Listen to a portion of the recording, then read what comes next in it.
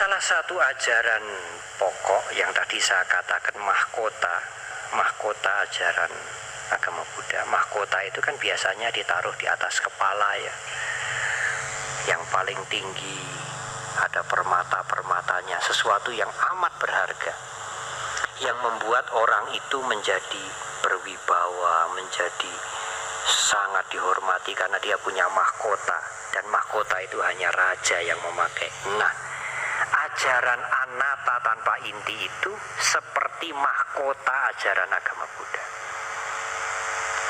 Agama Buddha, Sang Buddha juga mengajarkan tentang dana, memberikan pertolongan, memberikan bantuan, perilaku yang baik, kesabaran, kasih sayang, dan sebagainya, meditasi dan sebagainya. Yang paling tinggi sebetulnya mengerti, kemudian menyadari, kadang-kadang juga memakai kata-kata menembus.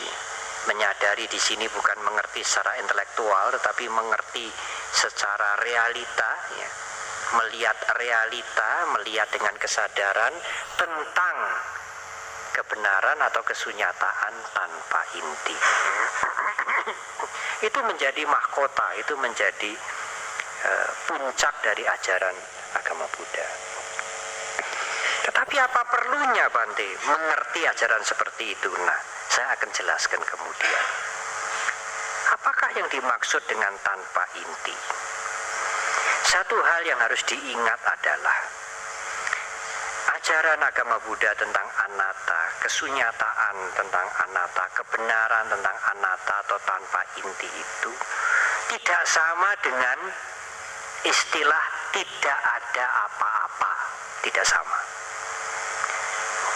Tanpa inti tidak sinonim, tidak sama dengan tidak ada apa-apa. Jadi Bante, tanpa inti itu pun kita juga masih mengakui ada apa-apa. Itu juga tidak tepat. Kalau Bante mengatakan tanpa inti itu ora podo dengan ora ono apa-apa, nihil, tidak ada apa-apa, itu tidak sama dengan tanpa inti. Berarti Bante kan masih ada apa-apa toh. Jangan bilang begitu, itu juga salah. Alah, bener kepriye ini? Nanti dulu, pelan-pelan ya, pelan-pelan. Nah, saya sering menggunakan perumpamaan. Di Sutta Buddha Gautama sering menggunakan perumpamaan kereta. Karena mungkin di zaman dulu orang sering melihat kereta. Kalau zaman sekarang mungkin kita bicara kereta untuk anak-anak di Jakarta atau umat Buddha di Australia dan sebagainya, mungkin tidak semua orang pernah melihat kereta. Ya sekarang harus diganti mobil, mungkin begitu ya. Sang Buddha sering menggunakan perumpamaan kereta atau mobil ini. Saya sendiri sering menggunakan perumpamaan rumah. Karena kalau dhamma kelas atau ceramah kita berada di ruangan, berada di rumah. Jarang-jarang kita berada di tanah lapang. Nah, apa yang dimaksudkan oleh Buddha Gautama tanpa inti persis seperti kalau ibu bapak melihat kereta, melihat mobil, melihat rumah. Rumah ini tidak ada intinya. Sudah gampang toh. Tapi bukan berarti tidak ada apa-apa. Bukan berarti ora ono apa-apa, ya. Kan bisa dilihat, Bante, ya bisa dilihat. Plafonnya begini, ornamennya begitu. Lantainya ini dari keramik seperti granit, ada patung di depan, ada kursi banyak, ada temboknya, ada jendelanya, ada kordennya 2 lapis. Tetapi tidak ada intinya. Saudara tahu toh inti toh? Kalau bahasa Jawa mungkin inti itu apa ya? Punjer mungkin ya, punjer bukan pusar bukan ya. balik ya, sesuatu yang sangat inti ya, sesuatu yang sangat penting, yang solid, ora bisa dipecah-pecah lagi, yang menjadi sumber dari semuanya, itu inti.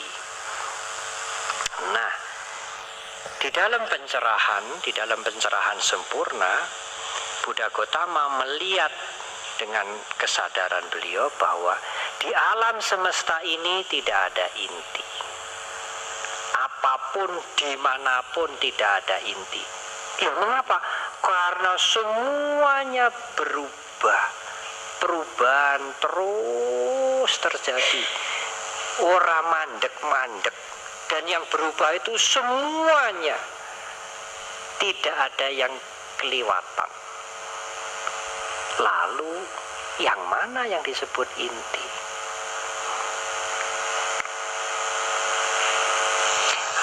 Saya pernah sampaikan di sini, ada seorang biksuni Itali yang sangat pandai, yang dia ditanya, Anda meditasi berbelas-belas tahun, orang barat lagi, jadi biksuni lagi, saudara dapat apa toh? Apa toh yang saudara dapat? Biksuni itu menjawab, aku ora iso jawab pertanyaan kaya ngono kuwi. Saya tidak bisa menjawab pertanyaan itu, ora cocok untuk ditanyakan kepada umat Buddha. Kalau Anda tanya, Anda menjadi biksuni orang barat lagi, meditasi lama, apa toh yang hilang dari Anda? Nah, itu pertanyaan yang cocok untuk seorang bikuni, untuk umat Buddha. Saya bisa menjawab dengan jelas sekali. Yang hilang adalah keserakahan saya mulai hilang, kemarahan saya mulai berkurang, iri hati saya mulai bisa saya atasi, rasa takut yang tidak perlu mulai berkurang. Itu yang mulai hilang. Kekotoran batin, emosi negatif, itulah yang mulai hilang. Beliau mengatakan, seperti Anda ngocei berambang. Kalau bahasa Indonesia ada bawang putih, ada bawang merah. Kalau bahasa Jawa ada bawang, ada berambang. Seperti Anda mengupas berambang. Kulitnya dikupas, lalu lapis demi lapis dikupas, diklitei. Untuk mencari apa toh? Arep golek galie. Mau mencari intinya yang membuat bawang ini bisa menjadi bawang, tentu ada intinya. Buka, akhirnya tinggal kecil. Nah, ini intinya ini. Masih bisa dibuka lagi. Setelah diteliti, jelimet, masih bisa dibuka lagi. Akhirnya entek. Tidak ada intinya. Mungkin kalau kita buka kobis begitu juga ya, Mbak Wilis ya. Nah, kobis itu lebih jelas. Kalau Anda bukai kobis, mencari galie, mencari intinya yang membuat kobis itu menjadi besar, tentu ada intinya. Ya, ada apa? Ada biang keroknya, ya, ada intinya. Tidak ada. Lapis demi lapis, buka, akhirnya habis. Seperti itulah kesunyataan, kebenaran. Ya, kalau saya boleh menggunakan kalimat hakiki atau terakhir, meskipun itu tidak terlalu tepat, seperti itulah kebenaran yang sesungguhnya.